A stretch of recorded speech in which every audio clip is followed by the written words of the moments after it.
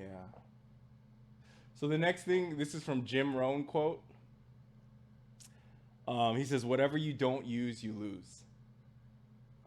In the Bible, it says to not forget the wisdom and not to forget the words. And the only way to not forget is by repetition and living it out.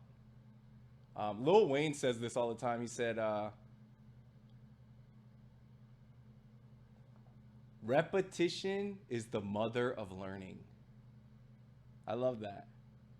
Repetition is the mother of learning.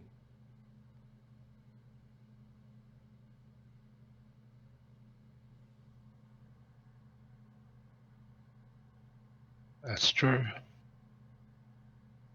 So that's how to get that wisdom ingrained in your brain.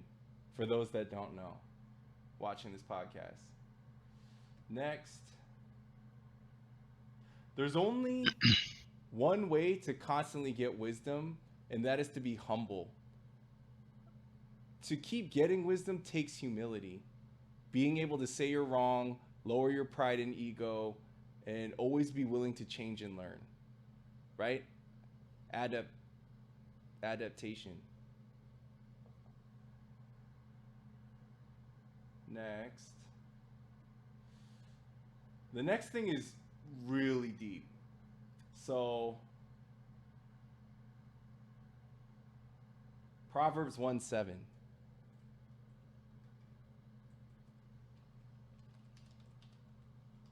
And it says, "The fear of the Lord is the beginning of knowledge, but fools despise wisdom and instruction." When I learned that, it made me so free when I learned that. Fools despise wisdom and instruction. They Wow. fucking hate it. Wow. It's not even that they don't like it or nah. No, they fucking hate it. Like, please, anything but wisdom. And you see it so much. I'm sure you guys see it so much in y'all's lives. You're like trying to teach someone and help them, and it's actually to their benefit. You actually get nothing out of it, but they'd rather argue and tell you, nah, none of that, please. I don't want to listen. Or argue and debate with you. And when I read that in the Bible, that fools despise wisdom. They hate it. I don't even try to teach these people anymore. What's that quote? Those who have ears to hear, let them hear. That's what that's talking about. A lot of people don't have ears to hear. That is a freeing thing for me. I don't even teach anybody that doesn't want to listen anymore. I don't do that. That's a waste of time. If they despise it, they hate it. Same here. Like, there's family members that I won't. They'll ask for my like consult. I don't even talk to them. You know, I'm like, nah. You already know my answers. Like, a lot of the times too, they already know what you're gonna say, and they want you to tell them that they're right. And I think a lot of it is people want wisdom to a point. They want a feeling of wisdom, but they want it to be made in their own image. And a lot of the times it's not. It's like, I want the wisdom to say, yeah, my viewpoint is absolutely right. And it's just, you know, you gotta, once you figure that out about a friend or a family member or a coworker, you just kind of let them figure it out the hard way. You know, you just let them, hey, you know, yeah, you do your thing. Tell me how it works out. If that is something new under the sun, I definitely want to hear about it. I want to know about it. But yeah, dude, like Exactly. I'm the same way. Like there is some people that they'll approach me and they'll say, "Hey, what are your thoughts on this?" And I give them the most milk toast, middle of the road answer that I could possibly give them because I already know I already know. If I give them the answer, I already know what they're going to do with it. And just like it's in the Bible too, you don't cast pearls before swine. You know, it's just something you don't do. And it's I think that is something that you pick up time and you start to see it in yourself too. That I didn't listen to my grandparents, I didn't listen to my parents a lot of times because I wanted to be right. I didn't want them to be right. I wanted to be the guy who invented the new element, and that's not a way to live. That's definitely you're gonna become wise by doing everything wrong, or you can become wise by taking an understanding of what people are telling you. There's two ways of doing it. That people want to do it the hard, you know. That at that point they learn it for life, and I think that's one of the benefits of it. If you can take any benefit of someone not listening to you and doing the exact wrong thing. Yeah, have you ever tried to teach someone something and they were like, "Nah, you don't know what you're talking about." But then on top of that, they start getting emotional, right? Fools Oh, yeah. hate knowledge, bro. They hate it.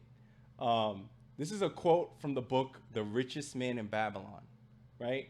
It says, "When youth comes to the old for advice, he receives the wisdom of years.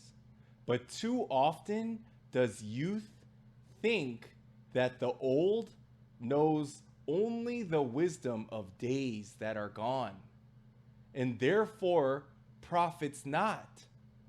But remember this, the sun that shines today is the sun that shone when thy father was born, and will still be shining when thy last grandchild shall pass into the darkness."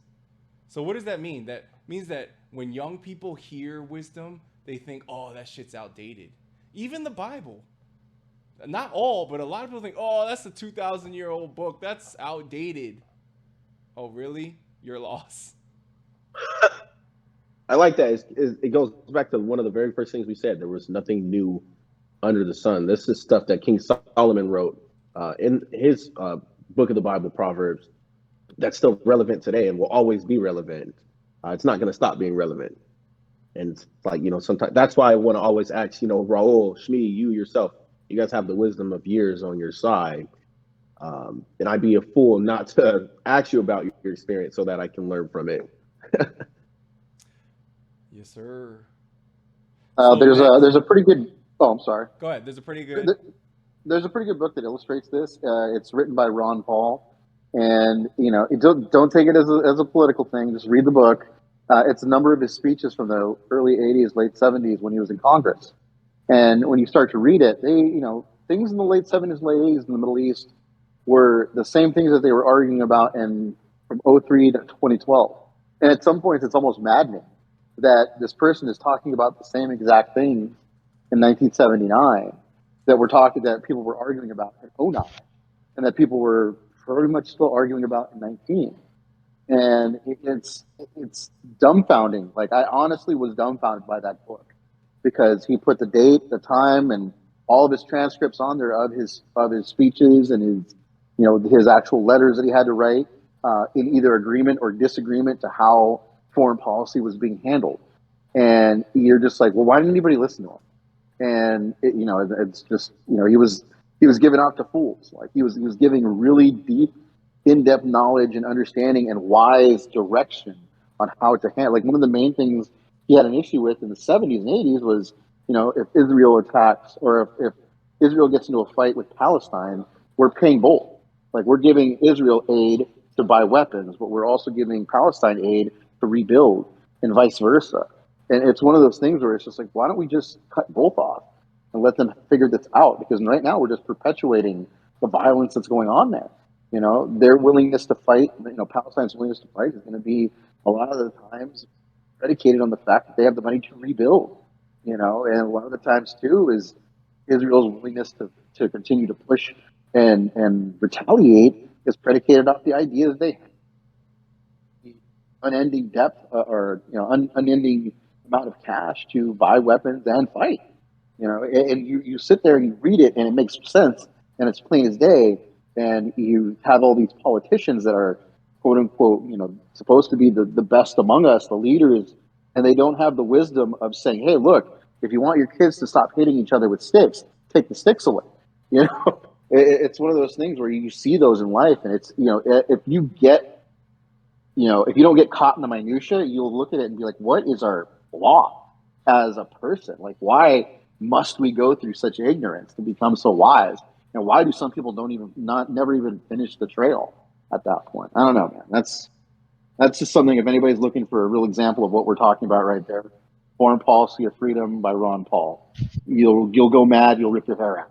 To be very honest with you. Nice. All right, so next, Proverbs 122. It says, "How long will you who are simple love your simple ways?" That's the next thing. A lot of simple people want to keep it very simple. And what I've noticed is so many people want to keep it simple. Like, let me not think. Just give me, cut to the chase. Just shoot it to me straight. A lot of people want it so simple. But the reality is, it is a lot of these concepts that we're talking about, very in depth. 11 dimensional. Isn't it funny how so many people on this earth are so simple? It's not to judge them, but simple people love their simple ways, is what the Bible says. And as you get smarter and read and get wiser, you are going to realize how simple most people are. You're going to realize, number one, a lot of things have rabbit holes and very in depth. Even in the mortgage business, a bunch of rabbit holes and stuff like very in depth. And then you realize when you become wiser and smarter and see things 3-dimensional, the 4-dimensional, the 5-dimensional, then you start to realize how simple people really are, bro.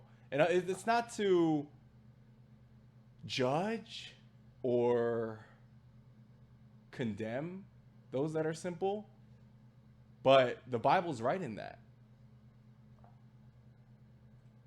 How long will you who are simple love your simple ways? Not everything can be broken down simple. Some things are complex.